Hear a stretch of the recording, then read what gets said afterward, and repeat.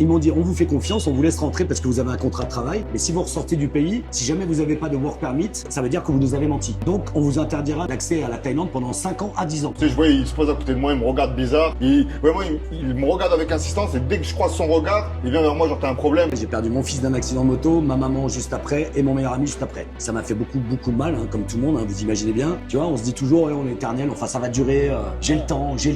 Et ça m'a mis une claque comme si je me disais, mais j'ai pas le temps en fait, faut que je vive mon présent maintenant. On va mettre les deux pieds dans le plat.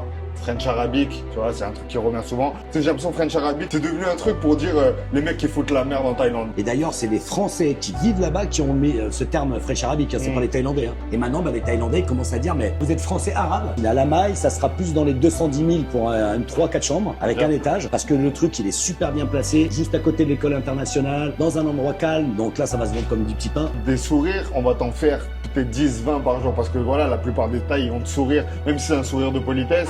Si tu rends pas le sourire, c'est que t'as rien compris, t'as tout perdu en fait. Les Thaïlandaises sont pas sérieuses. Ah, ça dépend. Moi, j'ai eu beaucoup d'expériences avec des amis où les nanas, quand leur mec, il était 15 jours en France, qui a envoyé de l'argent, la nana, elle était avec un autre touriste. Hein. Il y a beaucoup de gens qui pensent que c'est les réseaux sociaux, TikTok, tout, c'est pour les jeunes. Je pense qu'en vrai, ton avantage dans cette situation, c'est que t'as pris le truc un peu premier degré, c'est-à-dire les gens qui te posaient des questions, qui te demandaient des conseils, qui te demandaient de l'aide. Tu les as pris limite comme si c'était des gens que tu connaissais. Ah oui, moi j'ai 150 messages par jour. Hein. Moi, je crache pas sur la France. Je dis juste que la France, elle a trop changé. Mais c'est dur pour moi. Parce que je me dis, j'ai quitté la France pour ces raisons-là. Ils nous ont divisés, plus personne ne s'aime, il y a du racisme à bloc, les gens ils veulent se battre dans la rue, tu es mal payé, même ton patron ne te respecte plus. Honnêtement, c'est à cause de ça que j'ai quitté. Donc si je viens en Thaïlande et je retrouve la même chose parce qu'il y a énormément d'étrangers qui veulent ramener cette mentalité-là, ouais, je suis vraiment agacé. À un moment donné, moi je leur disais, ouais, je vais arrêter, je me suis mis sur TikTok, mais t'as vu, j'ai pas beaucoup de vues. Et je me mets dans un restaurant, je commande une soupe et je mets mon téléphone avec la vue sur l'extérieur. J'ai eu 1000 personnes qui m'ont regardé pendant 3 heures. Et ma fille, elle m'appelle juste après mon live. Papa,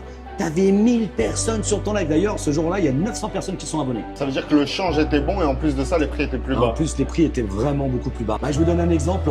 Avant, on se logeait sur Koh Samui en bord de mer à 150 bahts la nuit. En plus, je suis arrivé même dans une crise asiatique où ça coûtait rien. À 10 000 euros, je suis sûr que j'aurais monté un gros business à l'époque. Il y a tous les restaurants possibles, il y a des belles plages. Et en même temps, tu peux essayer de travailler ici. Tu peux essayer de faire ta vie. C'est pour ça que je trouve qu'il y a tout un peu dans Koh Samui pour y vivre. Après, moi, je trouve que Koh Samui, c'est pas la Thaïlande.